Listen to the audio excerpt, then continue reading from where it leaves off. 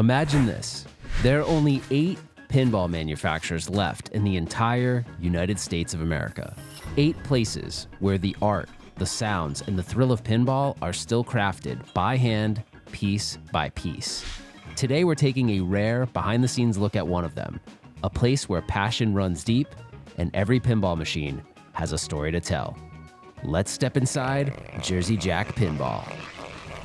While I was out in Chicago for Pinball Expo, marketing and communications specialist Ken Cromwell offered me a private tour of the Jersey Jack manufacturing facility. I've always been curious to learn more about Jersey Jack Pinball, so of course I accepted the offer. When you enter the doors of Jersey Jack, don't expect some extravagant lobby, but more of a traditional office setting. So no glitz and glam, but I promise you, stay with me because the manufacturing facility may be smaller than the big guys, but it's still very impressive, so let's check it out. When you enter the lobby, they have 3 of their more recent games for you to play: Elton John, Godfather, and Toy Story. We didn't wait in the lobby for very long. Ken got us right away, and we headed back to the factory floor. If you've never met Ken, he's kind of one of those guys that makes you feel right at home from the moment you meet him.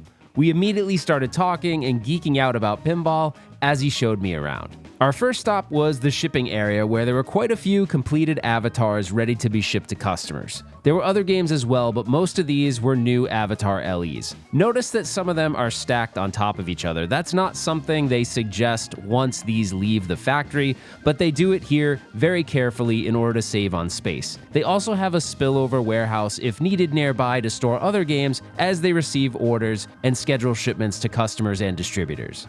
If you're unfamiliar with Jersey Jack Pinball, the models are LE and CE. The LE is most comparable to a Stern Premium. Typically, they manufacture about 5,000 of these units, and the CE is like a Stern LE, where they probably make about 1,000 of those units, but with even more standard features like toppers, custom shooter rods, and things like that. They're very well equipped, but a bit more money than a Stern LE.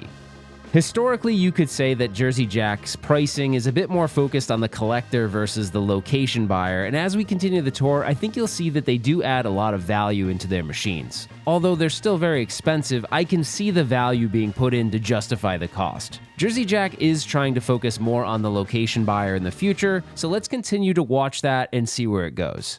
We move from the shipping area to where they store their playfields. These will be the blank canvases that the rest of the components and sub-assemblies will be mounted to. I learned during this tour that JJP does not make their own playfields. They source their playfields currently from 2 manufacturers. On Avatar, Merco for the LE and Bader for the CE.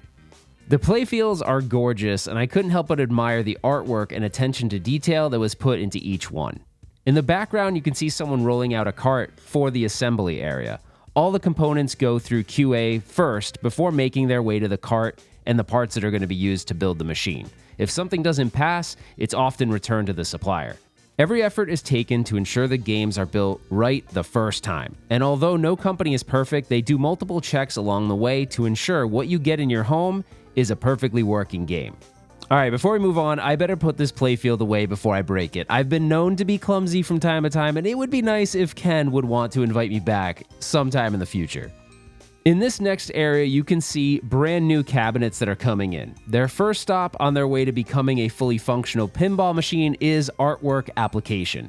What's really cool about JJP's cabinet art is they use something called a radcal versus traditional vinyl prints. These are much thicker and more durable than traditional vinyl artwork. I have no idea what RADCAL stands for. Maybe ridiculously awesome decals? RADCAL, baby! I have no idea. But in all seriousness, there's even a protective layer of film that stays on it and doesn't come off till you pull it off upon delivery. So I really like this. I'm very anal about scuffs and scratches on my pinball cabinets, so this, at least to me, is a really cool thing that JJP does to go above and beyond and ensure the art comes delivered looking fresh and clean. Next stop is the Backbox assembly area, where you'll find the speaker system, wire harness interconnects, PC that runs the system, and the giant 27-inch widescreen LCD.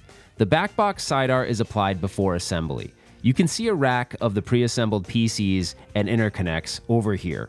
The PCs are all assembled here at the factory as well. It was pretty cool to see the PC and how tightly integrated everything is into the Backbox. I'm a sucker for all the engineering that goes into products like this. Taking a closer look, you can now see the entire system mounted into the Backbox.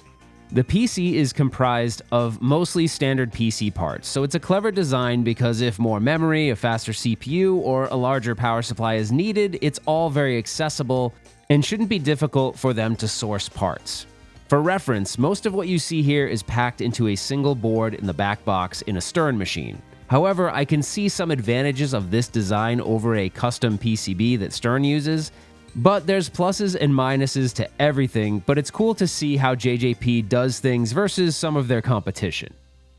Something I also noticed is there's a physical knocker in the Backbox. This is a standard item on JJP machines. For reference, this is something you would need to buy on a Stern machine. Some might not care, but I think it's a cool feature versus having a sound effect that plays as a knocker. Sort of a throwback to pinball's history, and I dig that. I briefly asked Ken about the knockers, and then he started telling me about the knockers in a Godfather. I didn't know this, but the Godfather has 2 knockers that fire at 10 times per second to mimic the firing rate of a real Tommy gun. All right, I believe you, but my Tommy gun don't. Hopefully I got that story right. That's at least how I remember it. What a cool feature to add to the realism of the game. At this point, we got a little distracted. Well, I say we, but I really mean I got distracted. But all the beautifully assembled Avatar playfields just caught my eye. Some fun facts about the figures on the playfield. The Amp Suit and the Banshee are model toys by a company called McFarlane Toys. There are actually 6 different Banshee variations, and the one you get is selected at random. That's kind of cool. Additional playfield sculpts have been created by Todd Hone, and all I can say is the playfield in general is just really beautiful to look at. And I'm distracted again. Surprise, right? I asked Ken if he wouldn't mind letting me see the Backbox PC assembly, so he grabbed one for me. I don't know why I didn't ask this, but I really want to know if they ever upgrade individual components based on the demand of the game. But I wasn't thinking about it at that time. Or if they kept the same specs over the last 10 years. Anyhow, I took a minute to take a look at the speakers that JJP uses as well. They look like a pretty good quality speaker, and from my limited experience with JJP games, the stock audio actually sounds really good. I also like that you can adjust the volume without having to open up the coin door. They provide a 3.5mm headphone jack and Bluetooth capability as a stock option. Moving along, you see Playfield and sub-assemblies coming together. Here you can see a lot of important components ready to make their way into the game. I love the diagrams in each station that tell the installer where everything goes and the proper way to install things. Everything is assembled by hand, so the more checks and balances there are, the more likely they won't have a problem further on down the line. I love seeing the completed sub-assemblies. These 2 are under the playfield, and once everything starts coming together, it's amazing to see it nearly complete and almost ready to be installed in a cabinet. One thing I didn't know about JJP is that they don't assemble their wire harnesses on site. They're made by another vendor, so that's one less step they need to handle at this facility, aside from wiring it all up. In this area behind the fence, they're doing some top secret stuff. I can't make anything out, and I'm sure that's by design, but I tried to see if I could find some clues or anything. Ken wouldn't spill the beans, so the next game is a mystery, although the rumor is Harry Potter is next. Here you can see the test bench. This is not in use right now, but it allows them to test all the components in the game to ensure everything is working flawlessly. Then once everything is fully assembled, the team does a final game test. This is where the game gets its final checks before putting it into the box and ready to ship out. You can see a bunch of completed cabinets waiting for final testing. Overall, this was a really cool experience, and it's clear that Jersey Jack builds a high-quality pinball machine. Now the question is, will there be a Jersey Jack pinball machine in my future? I really hope so. I feel I have a newfound appreciation for the company after taking this look behind the curtain, so thank you again to Ken Cromwell for extending me this invite to see what Jersey Jack is all about. I really hope you guys enjoyed this look at Jersey Jack Pinball. I'd love to know what you think of Jersey Jack. What's your favorite Jersey Jack game and why?